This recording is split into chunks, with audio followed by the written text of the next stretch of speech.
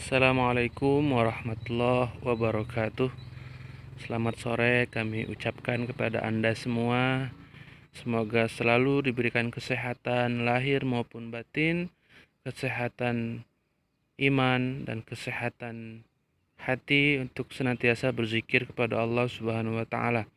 Karena hidup kita satu kali dan satu kali ini kita manfaatkan sebaik mungkin untuk mencari sebanyak mungkin kebaikan dan pahala dari Allah Subhanahu wa taala.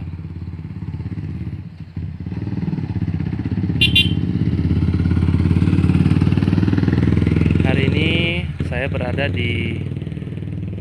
tepatnya di pemakaman Yayasan Budi Luhur. Di pemakaman ini tergabung makam-makam dari dua ideologi atau dua keyakinan atau dua agama. Satu agama Nasrani, yang kedua agama Buddhis atau Buddha atau Cina. Ini kita lihat.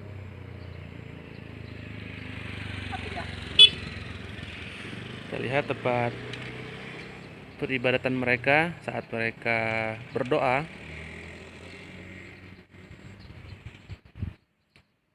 Kita lihat lebih jelasnya pemakaman kaum Buddhis atau yang beragama Konghucu atau Cina. Ini luar biasa luasnya. Masih kalau nampak di sana, masih di atas sana masih mencapai beberapa hektar lagi. Kita kembali ke arah sana lebih luas lagi. Kita perbesar karena di sebelah kanan kami ada matahari, sehingga kami tidak menyorot yang berhadapan dengan matahari, karena akan membuat kualitas video atau kamera menjadi tidak berkualitas, tidak baik. Nah, kita lihat terus dan terus. Masih luas. Di sana tempat peristirahatan mereka jikalau mereka berziarah.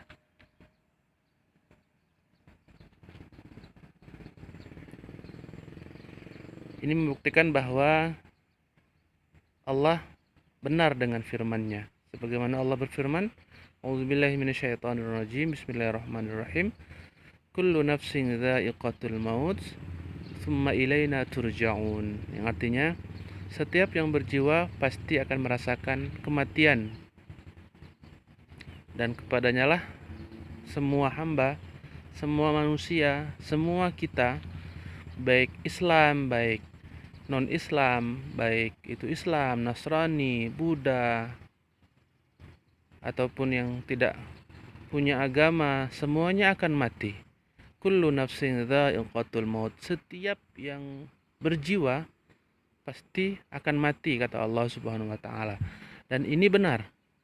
Ini adalah salah satu contoh betapa benarnya firman Allah Subhanahu wa taala.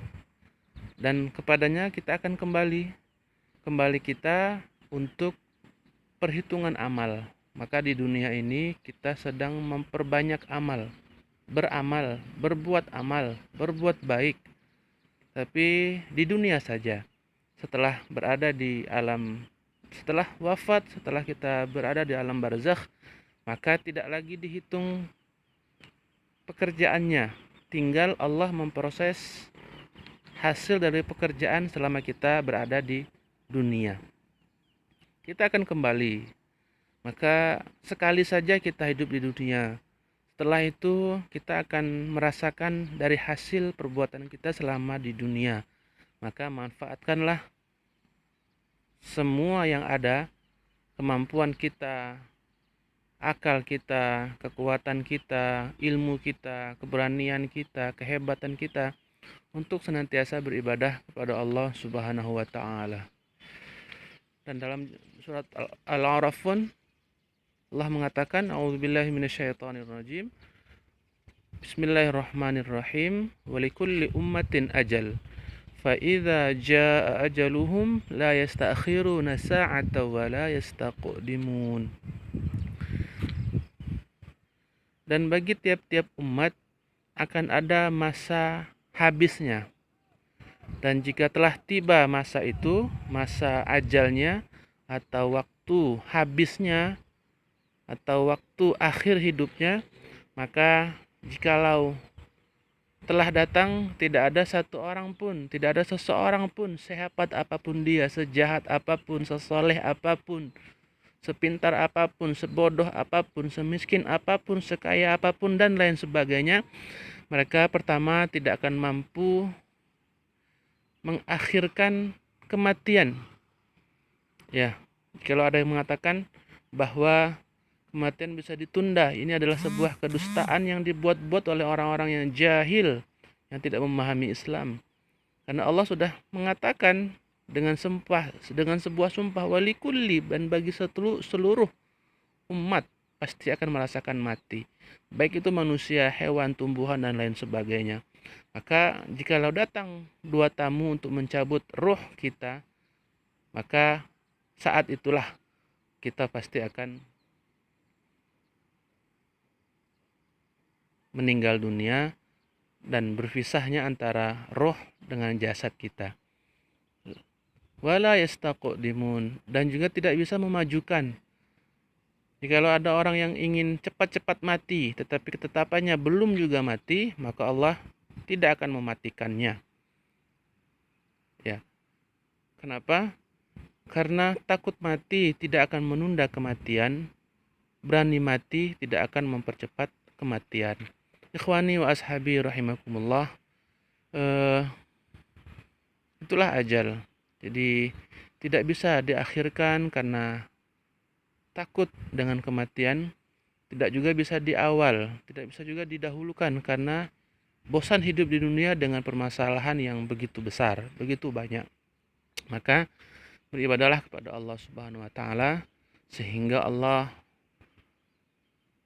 menyayangi kita, Allah mencintai kita, Allah meridhoi kita, sehingga kita layak untuk mendapatkan ridhonya Allah Subhanahu wa taala, layak untuk mendapatkan naungan Allah kelak saat di padang mahsyar, layak untuk tidur di alam barzakh atau di alam kubur seolah-olah baru tidur, padahal dibangkitkan saat itu, saat dunia sudah porak-poranda, dan dibangkitkan untuk menghadap Allah di padang mahsyar. Dan kita layak untuk menerima catatan dari depan, atau kita layak menerima catatan amal kita dari sebelah kanan. Dan kita layak untuk masuk ke dalam surganya Allah Subhanahu wa taala. Kita layak sebelum masuk ke dalam surganya Allah Subhanahu wa taala, kita berjalan seperti secepat kilat, atau kita berjalan melewati jembatan Shiratul Mustaqim itu dengan terbang secepat mungkin dan mudah. Intinya kita layak untuk meminum air di telaga Kautsar, telaga Nabi Muhammad SAW. Kita layak berjumpa dengan kekasih kita yang kita idolakan, yang kita idam-idamkan, yang kita cintai, yang kita ingin berjumpa dengannya, yang setiap hari kita bersolawat untuknya, yaitu Nabi Muhammad SAW. Dan kita pun layak untuk bertemu Allah Subhanahu wa taala. Hadirin jamaah rahimakumullah, kenikmatan surga yang paling tinggi, yang paling maksimal, yang paling pol-polan adalah saat seorang ahli surga bisa melihat wajah Allah Subhanahu wa taala, bisa melihat bentuk Allah Subhanahu wa taala, bisa melihat bagaimana indahnya Allah Subhanahu wa taala. Itulah kenikmatan terindah, sebagaimana Allah mengatakan, wujuhi yauma idzin nadhirah ila rabbiha nadhirah. Pada hari itu wajah-wajah berseri, bercahaya, bergembira, senang. Kenapa? Ila rabbiha nazirah. Karena pada waktu itu mereka melihat Rabb mereka. Mereka melihat Allah Jalla wa'ala, yang memang itulah harapan semua manusia, semua ahli surga. Tetapi tidak semua ahli surga bisa melihat wajah Allah Subhanahu wa ta'ala. Sahabat-sahabatku jamaah Sahabat-sahabatku yang cinta akan kebenaran, cinta akan kebaikan, dan cinta surganya Allah Subhanahu wa taala. Jadi kita perhatikan kembali bahwa inilah tempat kembali kaum muslimin, tempat kembali seluruh manusia dimanapun berada. Ini adalah sebuah contoh, dan jikalau digabung maka luasnya tanah kuburan ini lebih kurang mencapai 10 hektar. Entah berapa ratus, entah berapa ribu tubuh yang sudah dikuburkan di dalam tanah, dan mereka tidak akan mampu kembali lagi ke alam dunia. Walaupun mereka berkeinginan untuk kembali, tetapi hidup hanya satu kali. Setelah itu tinggal penghisapan amal. Mereka sedang ditanya dan selalu ditanya. Maka seseorang yang mampu bertanya, mampu menjawab semua pertanyaan malaikat, maka mereka akan ditidurkan dalam waktu yang panjang. Tetapi saat dibangkitkan seolah-olah mereka merasakan baru saja tidur. Sedangkan orang-orang yang tidak mampu menjawab pertanyaan malaikat kubur, maka mereka akan selalu ditanya, dan saat mereka tidak bisa menjawab, maka mereka akan dihajar, dibodem dengan bodemnya malaikat. Setelah itu diangkat lagi, didudukkan lagi, ditanya lagi. Tidak bisa, dihajar lagi. Dan itu akan terus menerus sampai nanti dunia ini hancur dan manusia akan dibangkitkan untuk menuju padang mahsyar. Na'udzubillah summa na'udzubillah. Semoga kita menjadi bagian orang-orang yang selalu ingat kepada Allah Subhanahu wa taala, menjadi bagian orang-orang yang ada di golongan kanan. Jangan bosan beribadah, jangan bosan untuk berbuat baik, jangan bosan untuk bersedekah, jangan bosan untuk melaksanakan segala kewajiban Allah Subhanahu wa taala. Dan inilah sedikit nasihat tentang kematian, bahwa kematian itu pasti dan semuanya pasti akan merasakan mati. Semoga bermanfaat bagi saya pribadi, pemilik akun YouTube Putra Khilafah 86, dan juga bermanfaat bagi Anda semua, dan semoga Allah merahmati dan meridhai kita semua. Amin ya rabbal alamin. Sekian dari kami, semoga bermanfaat. Wassalamualaikum warahmatullahi wabarakatuh.